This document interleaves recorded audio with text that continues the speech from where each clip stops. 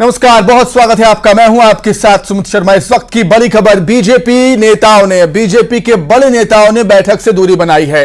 हारी हुई सीटों पर मंथन के लिए बैठक हो रही थी। नरोत्तम मिश्रा सहित कई बड़े नेता इस बैठक में नहीं पहुंचे। उनमें से अरविंद सिंह भदौरिया भी हैं, फग्गन सिंह कुलस्ते भी हैं, माया सिंह है, महेंद्र सिंह सिसोदिया भी बैठक में नहीं पहुंचे थे। निर्देश के बाद भी बैठक में ये नेता शामिल नहीं हुए। तो बीजेपी राजधानी भोपाल में हारी हुई सीटों पर मंथन कर रही थी। बैठक हो रही थी एक। इस बैठक में हारी हुई सीटों पर मंथन बीजेपी ने किया, लेकिन जिन सीटों से बीजेपी के नेता हारे हैं वो नहीं पहुंचे हैं। मसलन नरोत्तम मिश्रा, अरविंद सिंह भदौरिया, फग्गन सिंह कुलस्ते, माया सिंह, महेंद्र सिंह सिसोदिया, ये नहीं पहुंचे इस मीटिंग में।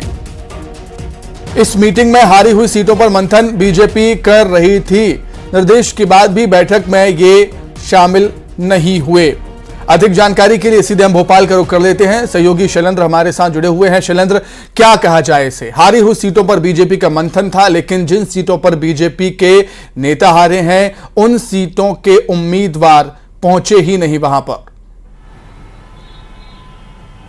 देखिए, बिल्कुल आपने कहा कि बड़ी बात है मध्य प्रदेश बीजेपी के लिए। खासकर देखिए, अक्सर ये माना जाता है कि बीजेपी अनुशासन की पार्टी है और अनुशासन के लिए ही जानी जाती है। और जब भी कोई समीक्षा बैठक होती है, चाहे वो हार की हो या जीत की हो या आगामी रणनीति को बनाने की बात हो, बीजेपी के सभी कार्यकर्ता जो है वो कदम के साथ कदम मिलाते नजर आते हैं। लेकिन जिस तरीके से हार की समीक्षा के लिए सभी 67 हारे हुए प्रत्याशियों को आज बीजेपी दफ्तर में बुलाया गया था, लेकिन बड़ी बात यह है कि बीजेपी के दिग्गज नेता जो इसमें शामिल नहीं हुए।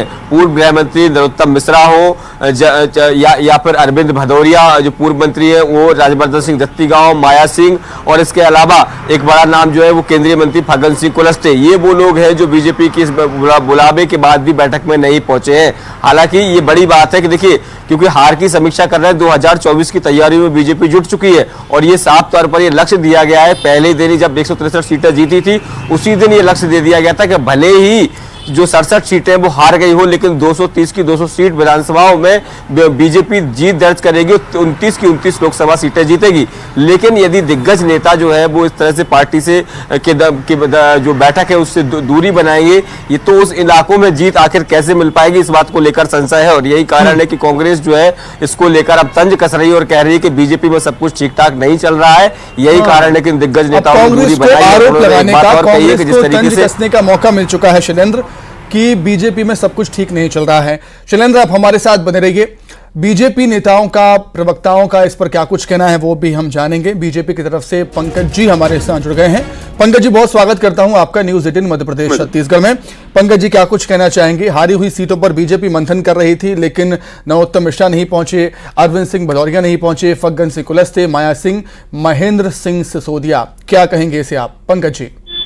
देखिए सुमित जी, भारतीय जनता पार्टी में काम करने की एक प्रक्रिया और पद्धति है जी, और भारतीय जनता पार्टी में हर व्यक्ति मूलतः कार्यकर्ता है जी, और जिस कार्यकर्ता को जब जो दायित्व दिया जाता है उसका निर्वहन करता है जी, और जहाँ अपेक्षित है वहाँ उपस्थित होता है। और यदि कोई उपस्थित नहीं होता तो उसकी विधिवत सूचना व्यवस्था को संगठन को दी जाती है। तो ये कांग्रेस के लोगों पर मुझे तरस आ रहा है, जिनको जनता ने अभी बुरी तरीके से नकारा उनके राजनीतिक कृत्यों के कारण। वो कांग्रेस पार्टी जिसमें जीतू पटवारी जी जो नए अध्यक्ष बने, वो स्वयं स्वीकार करते हो कि अब कांग्रेस में गुटबाजी का अंत होगा। वो भारतीय जनता पार्टी के नेताओं की उपस्थिति और अनुपस्थिति को लेकर प्रश्न खड़ा कर रही है। भारतीय जनता पार्टी समझिए नरेंद्र मोदी जी की गारंटी के आधार पर, भाजपा के बूथ प्रबंधन के आधार पर मैदान में है, और जो भी भारतीय जनता पार्टी के नेता आज के कार्यक्रम में अनुपस्थित हैं उनकी विधिवत सूचना व्यवस्था और संगठन के पास है और उसकी उनको अनुमति है। तो मुझे लगता है कि कांग्रेस बजाय भाजपा की उपस्थिति से बेहतर होगा कि कांग्रेस ये देखे कि किस प्रकार कांग्रेस पार्टी लोकतंत्र से बराबर अनुपस्थित है। जब भी चुनाव की स्थिति आती है जनता उसको गैर हाजिर एब्सेंट कर देती है। हाँ। देखिए पंकज जी, बड़ी बात इसलिए कह रहे हैं क्योंकि बीजेपी एक अनुशासित पार्टी मानी जाती है। अनुशासन को फॉलो हर नेता बीजेपी का पार्टी में करता है। कांग्रेस को आए दिन हम देखते हैं गुटबाजी, बड़े नेताओं का मीटिंग में शामिल नहीं होना, आए दिन ये देखने को मिलता है, लेकिन बीजेपी में हमें ऐसा देखने को नहीं मिलता पंकज जी। इसलिए कहीं ना कहीं सवाल उठ रहे हैं और इसलिए इसे काफी गंभीर विषय भी माना जा रहा है। पंकज जी। देखिए सुमित जी, पहले तो आपको धन्यवाद कि आपने सच स्वीकार करा कि कांग्रेस पार्टी में गुटबाजी, जैसे जीतू पटवारी जी कहते हैं। दूसरा, मैंने आपकी बात का मैं भी बिल्कुल समर्थन कर रहा हूं। मैंने स्वयं कहा कि भारतीय जनता पार्टी में एक प्रक्रिया व्यवस्था है। हाँ। और उस व्यवस्था में यदि किसी अपेक्षित दिवस पर आप अनुपस्थित हैं तो उसकी सूचना आप देते हैं। तो जो भी अनुपस्थित हैं उन्होंने अनुपस्थिति की विधिवत सूचना व्यवस्था को दी, संगठन को दी है। तो कोई सूचना जो दी है वो आपके पास अगर जानकारी हो पंकज जी हमसे शेयर करें, दर्शकों को हम बताएंगे जी। देखिए सुमित जी, वो सूचना जो है प्रदेश के महामंत्री जी जो है भगवंता सबनानी जी, उनके पास जाती, क्योंकि उनके माध्यम से हाँ। बैठक की सूचना जाती है। तो सूचना उनके पास जाती है और सूचनाएं सार्वजनिक तो नहीं की जाती, पर सूचना जरूर जाती है उनके पास।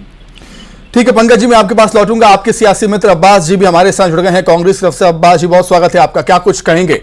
जी, देखिए साफ तौर पर अंतरकला है, आपसी विवेश चल रहा है। मंत्री जो दिग्गज थे वो बन नहीं पाए हैं, जो दिग्गज आ रहे हैं चुनाव, उन्हें भी मालूम है कि चुनाव का रिमोट किसके हाथ में था, परिणामों का, किसे जिता दिया गया, किसे हरा दिया गया, ये बहुत संदेह बता रहा है साफ तौर पर। मुझे लगता है कि इसको संज्ञान लेना चाहिए। सत्ताधारी दल है, उनमें गुटबाजी, उनमें अंतरकला होगी तो नुकसान होगा। इतने बड़े बड़े चेहरे जो आ रहे हैं वो बैठक में नहीं जा रहे हैं, तो अनुशासनहीनता की कार्रवाई तो बीजेपी अपने स्तर पर करे, उनका आंतरिक मामला है। लेकिन हमें चिंता इस बात की है कि ये अंतरकला कहीं सरकार के कामकाज में तो बाधा नहीं डाल रही है। इसी वजह से तो मंत्रिमंडल का विस्तार होने के बाद भी मंत्रियों के विभागों का आवंटन नहीं हो पा रहा है। ऐसे ही जिले जो है प्रभारी मंत्रियों के बिना है। तो ये क्या गुटबाजी है, क्या अंतरकला है भाजपा की, जिससे नुकसान जनता का हो रहा है? अब्बा जी, पंकज जी ये कह रहे हैं, बीजेपी ये कहना चाहती है कि जिनके घर शीशों के होते हैं वो दूसरों के घरों में पत्थर नहीं मारते। साफ तौर के ऊपर किसके घर शीशे के हैं और किसके घर में पत्थर पड़ रहे हैं वो तो अपने ही कर रहे हैं जी। और अपने ही, अगर आपके विधायक ऐसे पूर्व विधायक इतनी बड़े बड़े कहलाने वाले दूरी बना रहे हैं तो वो बड़ा विषय चिंता का आज हमें इसलिए है क्योंकि आपके विभागों का आवंटन भी नहीं हो पाया है। 1 महीना होने वाला है पूरी सरकार में सुमित जी बने हुए। पहले तो मुख्यमंत्री नहीं बन पाए थे, मुख्यमंत्री बने तो 2 मुख्यमंत्री साथ में बने, 3 का मंत्रिमंडल था, किसी के पास विभाग ही नहीं थे। अब किसी के पास भी विभाग नहीं है जब मंत्रिमंडल विस्तार हो गया। ये मध्य प्रदेश के जिले जो है प्रभारी मंत्रियों के बिना काम कर रहे हैं, प्रशासन बेलगाम चल रहा है, जनता परेशान है, तो क्या हम उसके बाद भी इनके ऊपर कोई सवाल नहीं खड़े? तो अब्बास जी, कुल मिलाकर आपके कहना है कि बीजेपी में सब कुछ ठीक नहीं चल रहा अभी, आप ये कह रहे हैं? नहीं तो अब तक तो बहुत कुछ हो चुका हो। ठीक है पंकज जी, क्या कुछ कहेंगे? बीजेपी में सब कुछ ठीक नहीं है, कांग्रेस ये कह रही। देखिए, जिनके यहाँ कुछ भी ठीक नहीं है, ना पहले ना अब ना भविष्य में, जिनकी पार्टी 140 साल के बाद मैं और हम की तू में लगी हुई है, वो भारतीय जनता पार्टी को आईना दिखाने की कोशिश कर रहे हैं। बेहतर होगा कांग्रेस अपनी व्यवस्थाओं को देखे। जिस प्रकार की दुर्दशा कांग्रेस पार्टी की पिछले 10 सालों में पॉलिटिकल राजनीतिक दुर्दशा हुई है वो सबके सामने है। देश के चुनाव में स्थिति है कि मोदी जी की गारंटी आगे कांग्रेस पार्टी जो है बराबर पराजित होती है। 2 लोकसभा चुनाव से सुमित जी इनकी लोकसभा में 10% भी सीट नहीं आ पा रही कि नेता प्रतिपक्ष बना पाए। मध्य प्रदेश के चुनाव में इनकी सरकार वापिस नहीं आ पाई। राजस्थान छत्तीसगढ़ में इनकी सरकार थी, अपनी सरकार बचा नहीं पाया। वो बातें कितनी बड़ी बड़ी थी, राहुल गांधी जी क्या बोलते थे, 150 सीट मध्य प्रदेश में जी सुनिश्चित है। यहाँ जब बात हुई तो बोले अरे 135 सीटें सुरजेवाला जी बोल रहे थे। क्या स्थिति थी, किस प्रकार का अहंकार था कांग्रेस के नेताओं का। जनता ने इनको धराशायी कर दिया, इनको इनकी वास्तविकता बता दी। और ये टूटी फूटी कांग्रेस पार्टी, गुटों में बटी पार्टी, ये परिवारवादी तुष्टीकरण करने वाली भ्रष्टाचारी पार्टी, गरीब विरोधी पार्टी, ये तो विकास में बाधक है ना। और जनता इन सबका उत्तर देती है। यात्रा किस चीज की निकाल रहे हैं? इनको जो भारी भ्रष्टाचार कांग्रेस के शासन में हुआ उसके लिए क्षमा यात्रा निकालना चाहिए। तुष्टीकरण करते हैं उसकी क्षमा यात्रा, परिवारवाद की क्षमा यात्रा, भ्रष्टाचार की को लेकर क्षमा याचना, ये यात्रा निकालना चाहिए। तो श्रेष्ठ होगा कि कांग्रेस जरा एक बार आत्मावलोकन करे। ठीक चलिए, ठीक है पंकज जी, बहुत शुक्रिया पंकज जी। और अब्बास जी आपका भी बहुत धन्यवाद। शैलेंद्र आप भी हमारे साथ जुड़े, आपका भी बहुत शुक्रिया। तो देखिए, बड़ी बात इसलिए है क्योंकि बीजेपी अनुशासित पार्टी मानी जाती है। हारी हुई सीटों पर बीजेपी मंथन कर रही थी, बैठक थी, लेकिन इस बैठक में कई दिग्गज नेता शामिल नहीं हुए। क्या ये अनुशासनहीनता की श्रेणी में आता है? ये पार्टी डिसाइड करेगी, पार्टी तय करेगी। आगे बढ़ते हैं। फिलहाल गुना बस हादसे में बड़ा एक्शन देखने को मिला है। सीएम के दौरे के बाद बड़ी कार्रवाइयां हुई हैं। आरटीओ पर गाज गिरी है, आरटीओ को सस्पेंड कर दिया गया। नगर पालिका सीएमओ भी सस्पेंड हो चुके हैं। जैसे कि संकेत सीएम डॉक्टर मोहन यादव ने दिए थे कि जांच होगी, जो भी दोषी होगा बख्शा नहीं जाएगा, उस पर कार्रवाई होगी। कार्रवाई अब होने भी लगी है। बड़ी कार्रवाई, आरटीओ पर गाज गिरी, सस्पेंड आरटीओ, नगर पालिका सीएमओ भी सस्पेंड कर दिए गए। बेहद दर्दनाक बड़ा हादसा गुना में हुआ था। 13 लोगों की जान चली गई थी इस बस हादसे में और उस पर अब सीएम सख्ती दिखाते हुए नजर आए। घायलों से मुलाकात करने के लिए हॉस्पिटल भी पहुंचे थे। जांच समिति का गठन हो चुका है। जांच समिति 3 दिन में रिपोर्ट सीएम को सौंपेगी, लेकिन उससे पहले बड़ी कार्रवाई। आरटीओ पर गाजगिरी, सस्पेंड आरटीओ। नगर पालिका सीएमओ पर भी गाजगिरी। नगर पालिका सीएमओ भी सस्पेंड कर दिए गए।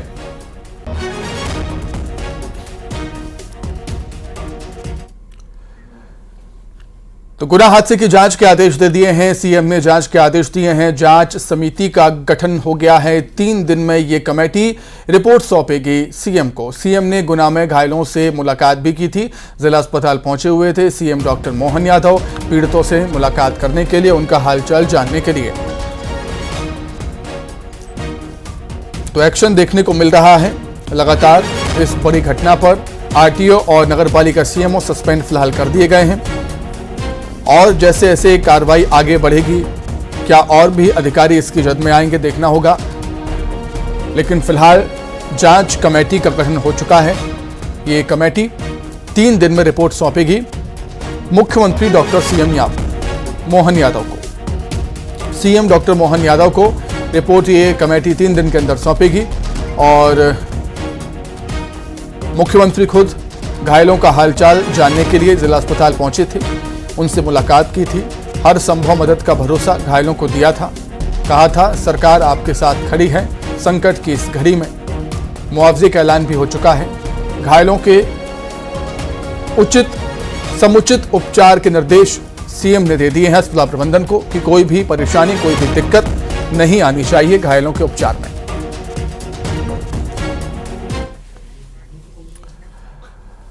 तो सीएम डॉक्टर मोहन यादव गुना जिला अस्पताल पहुंचे। उन्होंने घायलों का हाल जाना और उनसे बातचीत की। सीएम ने कहा कि जो भी इस हादसे के दोषी हैं उनके खिलाफ कड़ी कार्रवाई करेंगे।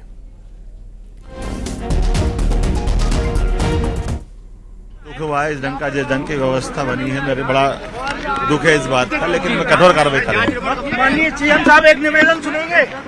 आज क्या है, मोहन यादव हमारे साथ थे और उन्होंने साफ तौर पर कहा कि लापरवाही नहीं चलेगी। परिवारजनों से उन्होंने मुलाकात की है और उन्होंने दुखद हादसे पर अपना शोक भी व्यक्त किया है और परिजनों से उन्होंने मुलाकात की। परिजनों के अलावा जो घायल मरीज अभी भर्ती हैं उनसे भी डॉक्टर मोहन यादव ने, सीएम मोहन यादव ने मुलाकात की है।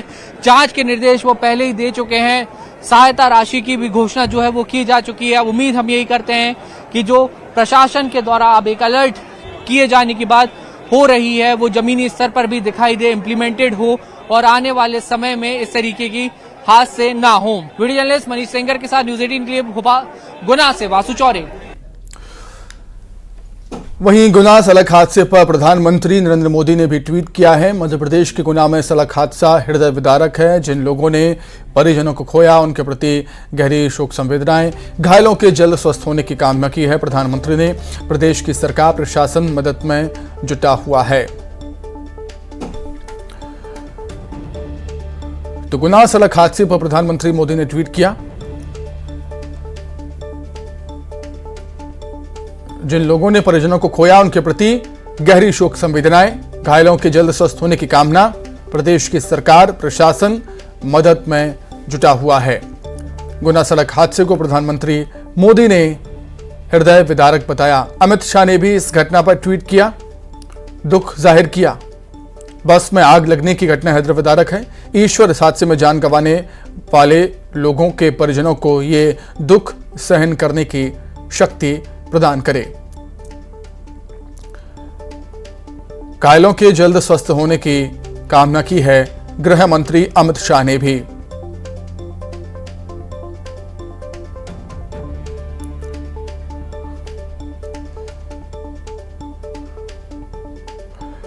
तो बीजेपी के राष्ट्रीय अध्यक्ष जेपी नड्डा ने भी घटना पर दुख जाहिर किया।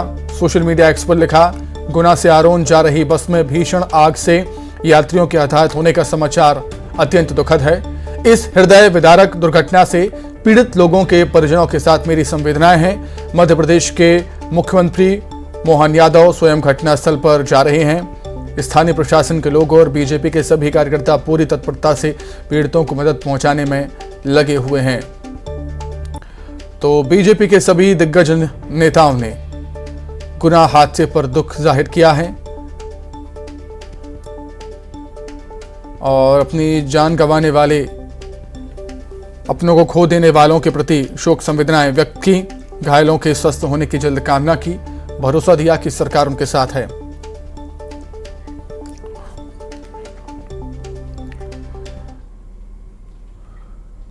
वहीं गुना बस हादसे के बाद प्रशासन जागा है। ग्वालियर में परिवहन विभाग ने अधिकारियों को आदेश जारी किए हैं। गाड़ियों के रजिस्ट्रेशन और फिटनेस की जांच करने के निर्देश दिए गए। साथ ही कंडम बसों के खिलाफ अभियान चलाने के निर्देश भी दिए गए।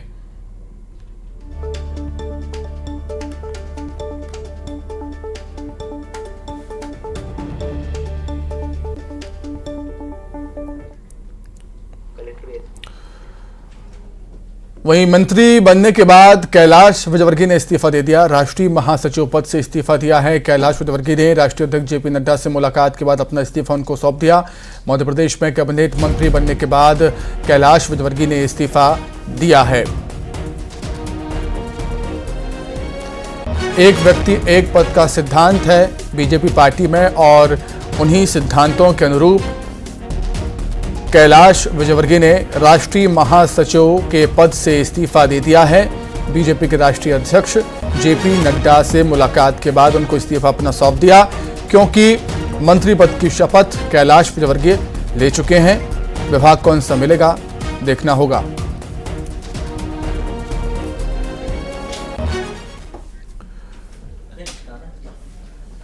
वहीं न्यूज 18 खबर पर मोहर लगी है। एमपी के 2 और शहरों में पुलिस कमिश्नर सिस्टम लागू होगा। ग्वालियर और जबलपुर में पुलिस कमिश्नर सिस्टम लागू होगा। इंदौर, भोपाल के बाद 2 और बड़े शहरों में पुलिस कमिश्नर सिस्टम लागू होने वाला है। गृह विभाग ने दोनों जिलों के एसपी को इसकी सूचना जारी कर दी है। तो मध्य प्रदेश में अब 4 शहर ऐसे हो जाएंगे जिनमें पुलिस कमिश्नर सिस्टम लागू हो जाएगा। भोपाल, इंदौर के बाद ग्वालियर और जबलपुर ऐसे 2 शहर हैं जहां पर पुलिस कमिश्नर सिस्टम लागू होना है।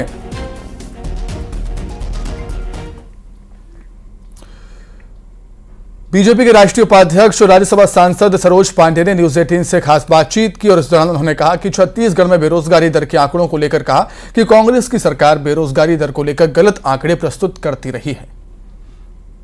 हमारे साथ मौजूद है भाजपा की राष्ट्रीय उपाध्यक्ष सरोज पांडे जी। सरोज पांडे जी, अभी बैठक चली है, महिलाओं का सम्मान हुआ है, जो विधायक जीत के आए उनका।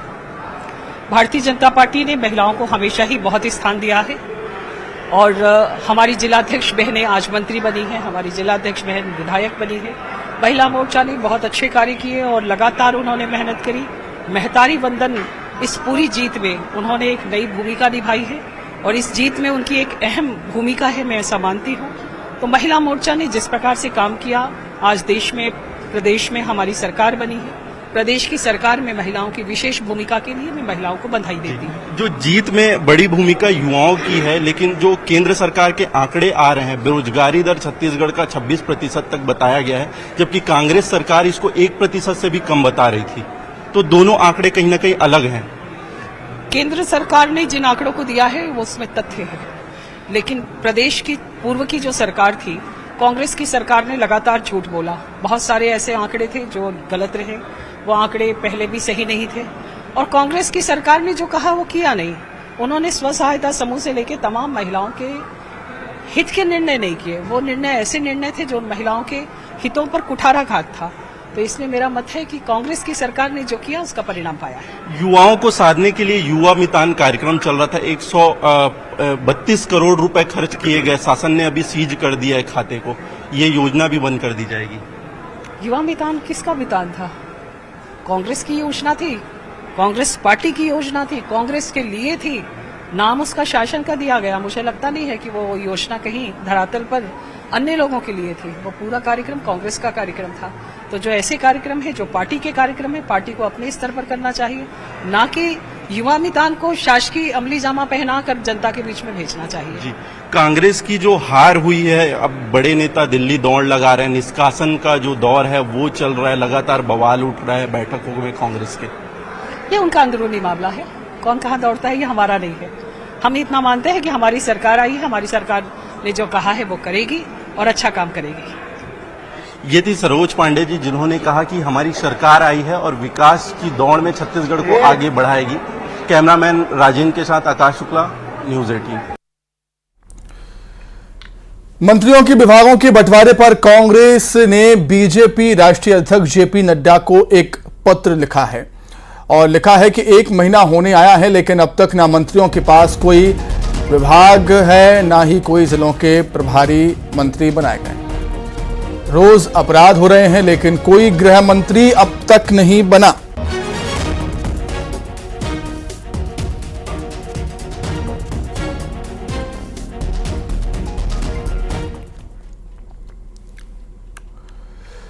विभागों के बंटवारे में देरी पर नेता प्रतिपक्ष उमंग सिंघार ने बीजेपी को घेरा। उन्होंने सोशल मीडिया एक्स पर लिखा है। उमंग सिंघार नेता प्रतिपक्ष लिखते हैं, सीएम के चयन का फैसला 10 दिन में, मंत्रिमंडल का फैसला 12 दिन में। अब विभागों के बंटवारे में देरी और खींचातान जारी है। मंत्रियों को विभागों का बंटवारा कब होगा? मध्य प्रदेश में सुशासन का आरंभ हो चुका है, तंज कसा है उमंग सिंघार ने, नेता प्रतिपक्ष।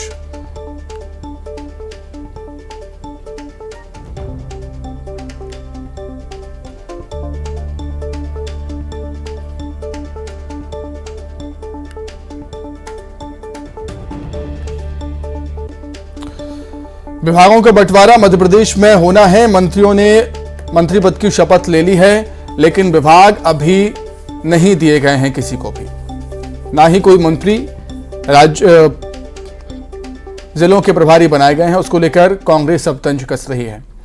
आगे बढ़ेंगे। भगवान श्री राम के दर्शन के लिए लोग देश विदेश से अयोध्या पहुंच रहे हैं। इसी कड़ी में राज्य के मेहुल लखानी उल्टे पांव चलकर अयोध्या दर्शन पर निकले हैं। मेहुल ने डोंगरगढ़ से अपनी इस यात्रा की शुरुआत की थी और अब वो राजधानी रायपुर पहुंचे हैं। यहां वो सीएम साय से मुलाकात कर अयोध्या के लिए आगे बढ़े। सीधा निकलते जाओ सीधा।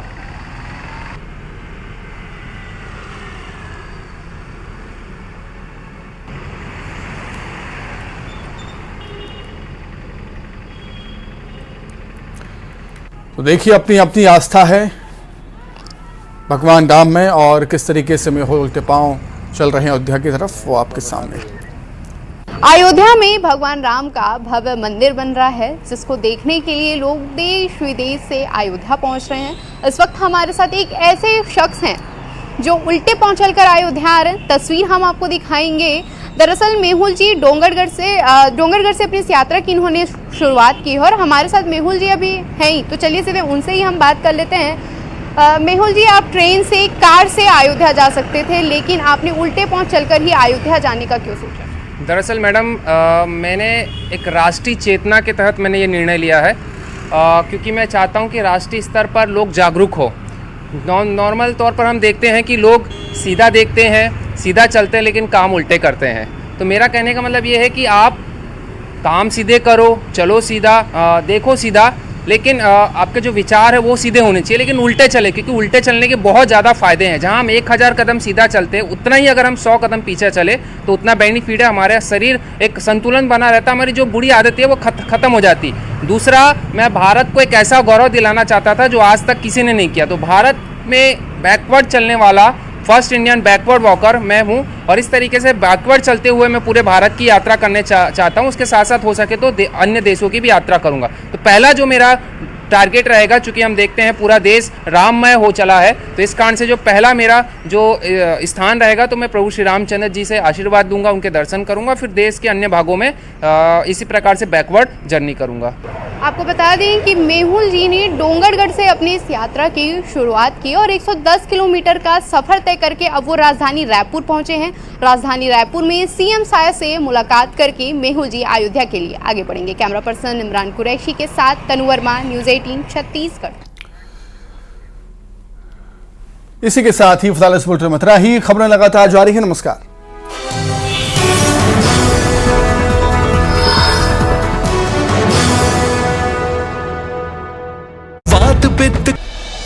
मुरैना में आवारा कुत्तों का